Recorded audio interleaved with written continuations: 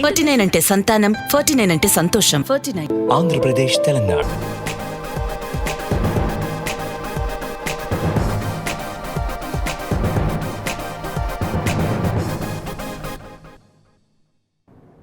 Good morning Telangana. Welcome to T News. నేను మమతా. ముందుగా బులెటిన్లో హెడ్లైన్స్. అప్పుల కుప్పలుగా బీజేపీ పాలిత రాష్ట్రాలు, తెలంగాణ కంటే వేల కోట్ల అదనపు రుణాలు. ప్రశ్నించే విపక్ష నేతలపై ఈడీ దాడులు, దర్యాప్తు సంస్థలను దుర్వినియోగం చేస్తున్న కేంద్రం. రాజగోపాల్ రెడ్డికి కాంట్రాక్టులే ముఖ్యం, ప్రజల అభివృద్ధి పట్టదన్న మంత్రి జగదీష్ రెడ్డి. ఈటెలకు డ్రెస్ లేదు, అడ్రస్ లేదు, కేసీఆర్ కాలిగోటికి సరిపోడన్న టీఆర్ఎస్. పేదలకు ఉచితంగా మందులు, మెడికల్ టెస్టులు, వైద్య శాఖలో సీఎం కేసీఆర్ వినూత్న కార్యక్రమాలు. ప్రమాదకర స్థాయిలో మూసీ ప్రవాహం, పరివాహక ప్రాంతాల ప్రజలు అప్రమత్తం.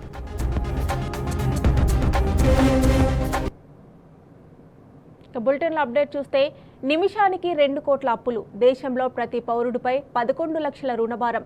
ఇది 8 ఏళ్లలో ప్రధాని మోదీ సాధించిన ఘనత.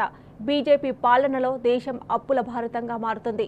లక్షల కోట్ల అప్పులు తెస్తూ, పేదలకు సబ్సిడీ ఎత్తేస్తూ, ప్రభుత్వ రంగ సంస్థలను అమ్మేస్తూ మోదీ సర్కార్ ఎవరిని ఉద్ధరిస్తుందని ప్రజలు ప్రశ్నిస్తున్నారు.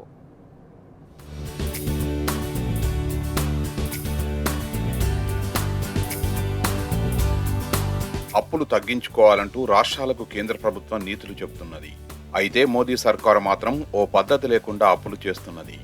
మనం ఓసారి కనురెప్ప చూసి తెరిచేలోపు నరేంద్ర మోదీ ప్రభుత్వం అక్షరాల 3.88 లక్షల రూపాయలు అప్పులు చేస్తోంది. ఛాయ్ తాగినంత సేపట్లో ఏకంగా 2 కోట్ల రూపాయల అప్పు చేస్తున్నది. తద్వారా క్షణక్షణానికి దేశాన్ని మరింత అప్పుల ఊబిలోకి దించేస్తున్నది. అప్పుల భారతంగా మార్చేస్తున్నది. 2014 మార్చి 31 నాటికి దేశ అప్పులు 55.87 లక్షల కోట్ల రూపాయలుగా ఉన్నాయి.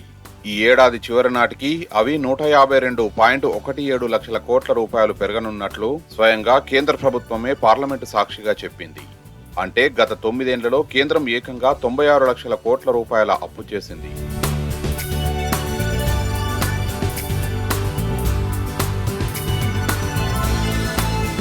"65 ఏళ్లలో దేశం చేసిన అప్పులతో పోల్చితే మోదీ సర్కార్ కేవలం 9 సంవత్సరాల్లోనే రెట్టింపు అప్పులు చేసింది.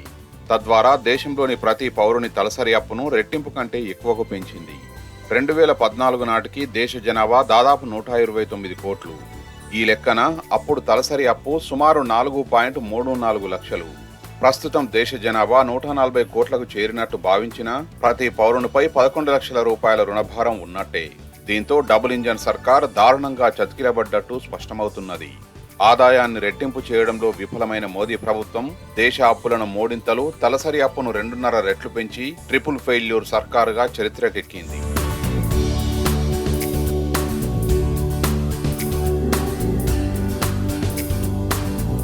కేంద్ర ప్రభుత్వం ఓవైపు లక్షల కోట్ల అప్పులు తెస్తున్నది. మరోవైపు ప్రభుత్వ రంగ సంస్థలను అమ్మి లక్షల కోట్లు ఖజానాలో వేసుకుంటున్నది.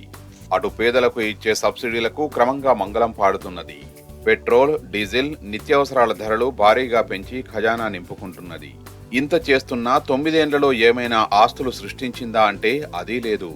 లక్షల కోట్లు అప్పు తెస్తున్న మోదీ సర్కార్ ఎవరిని ఉద్ధరిస్తోందని ప్రజలు ప్రశ్నిస్తున్నారు.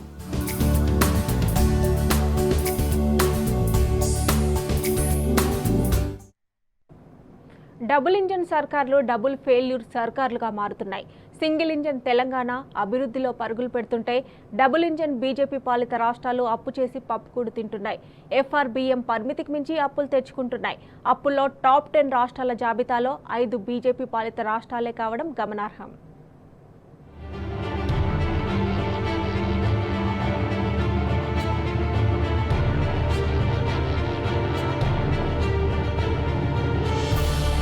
తెలంగాణ సింగిల్ ఇంజన్ సర్కారు పాలనలో ఆర్థికంగా దూసుకుపోతుంటే, డబుల్ ఇంజన్ గ్రోత్ అని చెప్పుకునే బీజేపీ పాలిత రాష్ట్రాలు అప్పుల ఊబిలో కూరుకుపోతున్నాయి.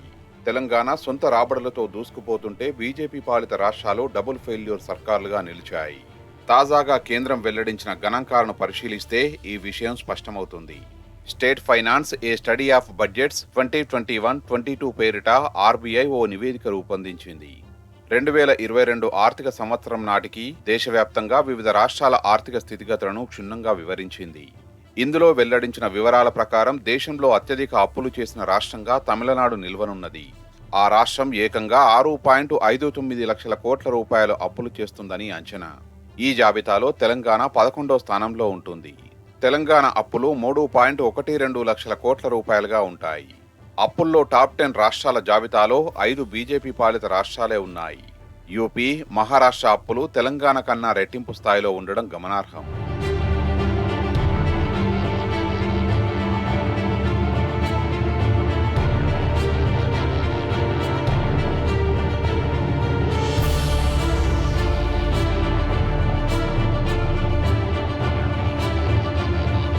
ఆర్బీఐ నివేదిక ప్రకారం 2020-22 మధ్య మూడేండ్లలో తెలంగాణ సుమారు 86,773 కోట్ల రూపాయల అప్పులు సేకరించింది.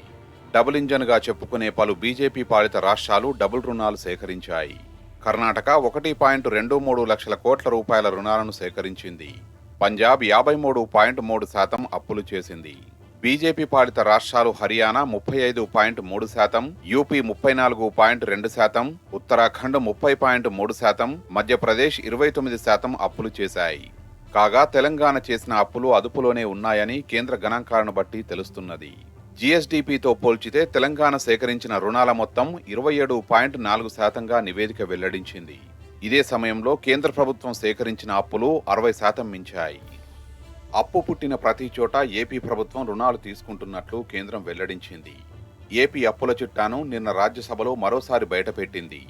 ఈ ఆర్థిక సంవత్సరానికి అనుమతించిన మొత్తం రుణాల్లో ఏప్రిల్ నాటికే సగానికి పైగా రుణాల్ని తీసుకున్నట్టు కేంద్ర ఆర్థిక శాఖ సహాయ మంత్రి పంకజ్ చౌదరి ప్రకటించారు. కేంద్రంతో పాటు నాబార్డు నుంచి ఏపీ రుణాలు పొందినట్టు టీడీపీ సభ్యుడు కనకమేడల రవీంద్ర కుమార్కు లిఖితపూర్వక జవాబిచ్చారు. 2022-23లో ఏపీకి నికర రుణ పరిమితి కింద కేంద్రం 44,574 కోట్ల రూపాయల రుణానికి అనుమతిచ్చింది. వీటిలో 40,803 కోట్ల రూపాయల రుణాలని మొదటి 9 నెలల్లో తీసుకునేందుకు అనుమతి ఉన్నది. కానీ ఏప్రిల్ నాటికే ఏపీ 21,890 కోట్ల రూపాయల రుణం తీసుకున్నట్టు పంకజ్ చౌదరి వెల్లడించారు. కేంద్రం నుంచి ఏపీ మరో 1373.47 కోట్ల రూపాయల రుణాలను రుణంగా తీసుకున్నట్టు తెలిపారు.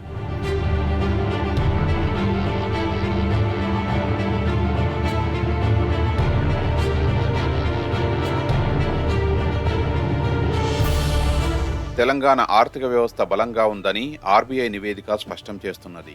తెలంగాణలో రెవెన్యూ లోటు ఉండబోదని 15వ ఆర్థిక సంఘం స్పష్టంగా చెప్పింది. ఇదే సమయంలో కర్ణాటకలో 1,631 కోట్ల రూపాయలు, ఉత్తరాఖండ్లో 28,000 కోట్ల రూపాయల లోటు ఉంటుందని చెప్పింది. ఏపీ ఏకంగా 30,497 కోట్ల రూపాయల లోటు నమోదు చేసింది. 14వ ఆర్థిక సంఘంతో పోల్చితే 15వ ఆర్థిక సంఘం నాటికి నిధుల్లో వాటా తెలంగాణకు 0.34% తగ్గింది. సొంత రాబడులు పెరిగి రాష్ట్ర ఆర్థిక పరిస్థితి బలంగా ఉండడం వల్ల వాటా తగ్గించినట్టు నివేదిక స్పష్టం చేసింది. ఇదే సమయంలో బీజేపీ పాలిత రాష్ట్రాలన్నింటికీ వాటా పెరిగింది. సొంత రాబడుల్లో తెలంగాణ దేశంలోనే 3వ స్థానంలో ఉన్నది. ఆదాయంలో 70% సొంత రాబడుల ద్వారానే వస్తున్నది. కేంద్రం నుంచి వచ్చే నిధులు 30%గా ఉన్నాయి. ఈ జాబితాలో మహారాష్ట్ర, హర్యానా తర్వాత తెలంగాణ 3వ స్థానంలో నిలిచింది. మిగతా బీజేపీ పాలిత రాష్ట్రాలన్నీ మన వెనుకే ఉన్నాయి. కేంద్ర పన్నుల్లో వాటాగా వచ్చే నిధులు తెలంగాణకు 2.102%. పెద్ద రాష్ట్రాల్లో తెలంగాణే అతి తక్కువ నిధులు పొందుతున్నది. తెలంగాణ తలసరి ఆదాయం 2014లో 1.24 లక్షల రూపాయలుగా ఉండగా 2022 నాటికి 2.78 లక్షల రూపాయలకు పెరిగింది. దేశ జీడీపీలో తెలంగాణ జీఎస్డీపీ వాటా గతంలో 4.1%గా ఉంటే ఇప్పుడు 4.9%కి పెరిగింది. దీనిని బట్టి తెలంగాణ ప్రభుత్వం తీసుకున్న ప్రతి రూపాయి సద్వినియోగం అయ్యిందని, రాష్ట్ర ప్రగతికి దోహదపడిందని స్పష్టమవుతున్నది.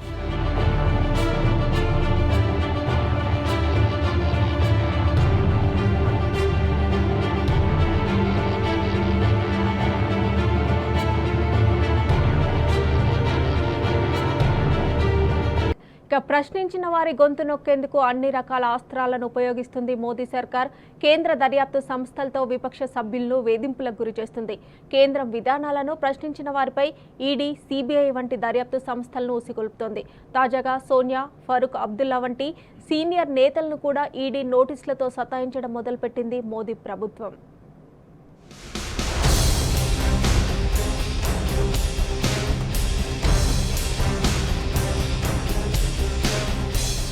ప్రశ్నించే వారిపై కేంద్ర దర్యాప్తు సంస్థలను ఉసిగొల్పుతోంది మోదీ సర్కార్. విపక్ష పార్టీలకు చెందిన నేతలను టార్గెట్ చేస్తూ దర్యాప్తుల పేరుతో సతాయిస్తోంది. ఎన్నికలు సమీపిస్తుండటంతో వారిని మానసికంగా దెబ్బతీసేందుకు దర్యాప్తు సంస్థల చేత నోటీసులు జారీ చేస్తోంది. మోదీ అధికారంలోకి వచ్చిన తరువాత వందలాది మంది నేతలకు సిబిఐ, ఈడీ వంటి దర్యాప్తు సంస్థలు నోటీసులు జారీ చేశాయి. ఇందుకు ఏ ఒక్క పార్టీ మినహాయింపు కాదు. ఎన్డీఏ పక్షాలు మినహా అన్ని పార్టీల నేతలపై అడపాదడపా కేంద్ర దర్యాప్తు సంస్థలు వేధిస్తూనే ఉన్నాయి. తాజాగా కాంగ్రెస్ అధినేత్రి సోనియాను నేషనల్ హెరాల్డ్ కేసులో విచారించింది ఎన్ఫోర్స్మెంట్ డైరెక్టరేట్. ఇప్పటికే ఎంపీ రాహుల్ గాంధీని ఈ కేసులో పలుమార్లు విచారించారు అధికారులు. అయితే ఆరోగ్యం సహకరించడం లేదని సోనియా విజ్ఞప్తులు చేసుకున్నప్పటికీ ఆమెను 2 దఫాలుగా విచారించారు.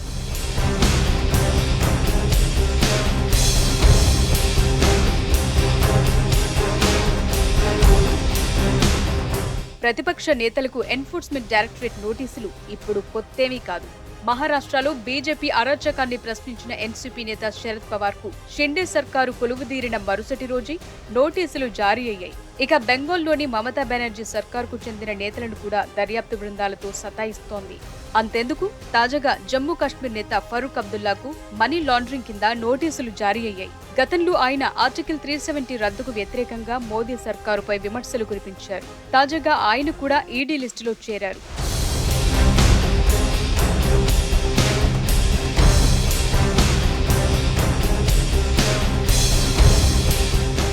ఎన్నికలు దగ్గర పడుతున్న కొద్దీ ఈ వేధింపులు మరింత పెరుగుతున్నాయి. పెరిగిన ధరలు, 8 ఏళ్లలో మోదీ సర్కార్ వైఫల్యాలపై విపక్షాలు ప్రజలను చైతన్యం పరుస్తుండటంతో కేంద్రానికి భయం పట్టుకుంది. దాంతో వారిని కేంద్ర దర్యాప్తు సంస్థల చేత సతాయింపులకు గురి చేస్తోంది.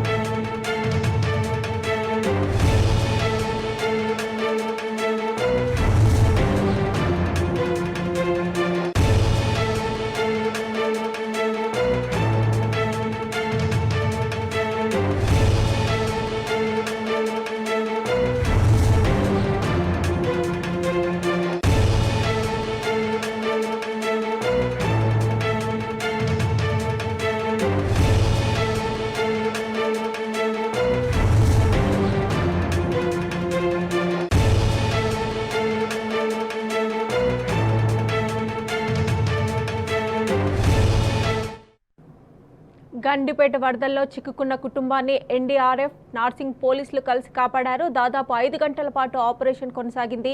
ఎన్డీఆర్ఎఫ్ సిబ్బంది పడవ సహాయంతో వారి దగ్గరికి చేరుకుని క్షేమంగా బయటకు తీసుకొచ్చారు. గండిపేట జలాశయం పక్కనే ఉన్న ఓ ఫామ్ హౌస్లో కూలి పనులు చేస్తూ జీవనం సాగిస్తున్న సునీల్తో పాటు భార్య లక్ష్మి, తల్లి భారతి, కూతురు అక్షర ఉన్నారు. ఇదే అంశంపై మరింత సమాచారం మా ప్రతినిధి భాస్కర్ అందజేస్తారు. భాస్కర్, చెప్పండి. గండిపేట వరదల్లో చిక్కున్న ఓ కుటుంబాన్ని ఎన్డీఆర్ఎఫ్ అదేవిధంగా సైబరాబాద్ పోలీసుల సహాయంతో 5 గంటల రెస్క్యూ ఆపరేషన్ తర్వాత సేఫ్ గా పోలీసులు ఆ కుటుంబాన్ని తీసుకురావడం జరిగింది. ఎన్డీఆర్ఎఫ్ వాళ్ళు పడవ సహాయం చేయడంతో పాటు అక్కడికి చేరుకున్నటువంటి సందర్భంలో వారి రెస్క్యూ ఆపరేషన్ కు పూర్తి స్థాయిలో సైబరాబాద్ పోలీసులు సహాయపడేటువంటి పరిస్థితి కనిపిస్తోంది. గండిపేట జలాశయం పక్కనే ఉన్నటువంటి ఓ ఫామ్ హౌస్ లో కూలీ పనులు చేస్తూ జీవనం సాగిస్తున్నటువంటి సునీల్ తో పాటు ఆయన భార్య లక్ష్మి, తల్లి భారతి, కూతురు అక్షర అక్కడే నివాసం ఉంటున్నారు. వికారాబాద్, తాండూరు, పరిగి, చేవెళ్ల శంకరపల్లి నుండి గండిపేట జలాశయానికి భారీగా వరద తాకిడి ఎక్కువ కావడంతో 12 గేట్లు ఎత్తివేసినటువంటి పరిస్థితి. గేట్లు ఎత్తగానే పక్కనే ఉన్న ఫామ్ హౌస్ లో ఉన్న సునీల్ కుటుంబం పూర్తి స్థాయిలో వరదలో చిక్కుకుంది. విషయం తెలుసుకున్నటువంటి నార్సింగ్ పోలీసులు హుటాహుటిన రెవెన్యూ సిబ్బందిని వెంట పెట్టుకుని ఎన్డీఆర్ఎఫ్ బృందాలకు కూడా సమాచారం అందించారు. వరదలో చిక్కున్నటువంటి సునీల్ కుటుంబం సభ్యులను క్షేమంగా బయటకు తీసుకొచ్చేందుకు అన్ని రకాల ప్రయత్నాలు చేశారు. రాత్రి కావటం అక్కడ సరిగ్గా ఫామ్ హౌస్ ఏరియాలో పవర్ కూడా లేకపోవడం, ఎందుకంటే ఈ గేట్లు ఎత్తివేసిన సందర్భంలో ఆ పరిసర ప్రాంతాల్లో పవర్ కూడా కట్ అయిపోయినటువంటి పరిస్థితి. దీంతో ప్రాణాలకు తెగించి నార్సింగ్ పోలీసులు ఎన్డీఆర్ఎఫ్ బృందాన్ని వెంట పెట్టుకుని వెళ్లి ఆ కుటుంబాన్ని కాపాడారు. మున్సిపల్ అధికారులు, రెవెన్యూ అధికారులు, ఆర్డీఓ చంద్రకళతో పాటు నార్సింగ్ మున్సిపల్ సిబ్బంది 5 గంటల పాటు శ్రమించి తర్వాత ప్రాణాలతో ఆ కుటుంబాన్ని బయటకు తీసుకోవడం జరిగింది. కుటుంబం పూర్తి స్థాయిలో సైబరాబాద్ పోలీసులకు రుణపడి ఉంటామని చెప్తున్నటువంటి పరిస్థితి కనిపిస్తోంది. మొత్తం ఎన్డీఆర్ఎఫ్ వారు పడవ సాయంతో వారి దగ్గరకు చేరుకొని సైబరాబాద్ పోలీసులు వారిని వెంట పెట్టుకుని లోపలికి వెళ్ళి రెస్క్యూ ఆపరేషన్ చేశారు. వారిని క్షేమంగా తీసుకొచ్చినటువంటి వారిని తర్వాత చిన్న పాపని కూడా తీసుకొచ్చి వారికి అప్పచెప్పినటువంటి పరిస్థితి. పూర్తి స్థాయిలో ఈ ఇన్సిడెంట్ లో సైబరాబాద్ పోలీసులకు, ఎన్డీఆర్ఎఫ్ పోలీసులకు వారి కుటుంబ సభ్యులు ధన్యవాదాలు పరిస్థితి కనిపిస్తోంది. నిన్న ఈ సాయంత్రం సమయంలో కూడా ఔటర్ రింగ్ రోడ్ దగ్గర రాయన్న ట్రాఫిక్ పోలీస్ చేసినటువంటి సహాయం మరొక పూర్తి స్థాయిలో వరద చిక్కున్నటువంటి కుటుంబాన్ని కాపాడినటువంటి పరిస్థితి కనిపిస్తా ఉంది. Mamata. Right Bhaskar, thank you.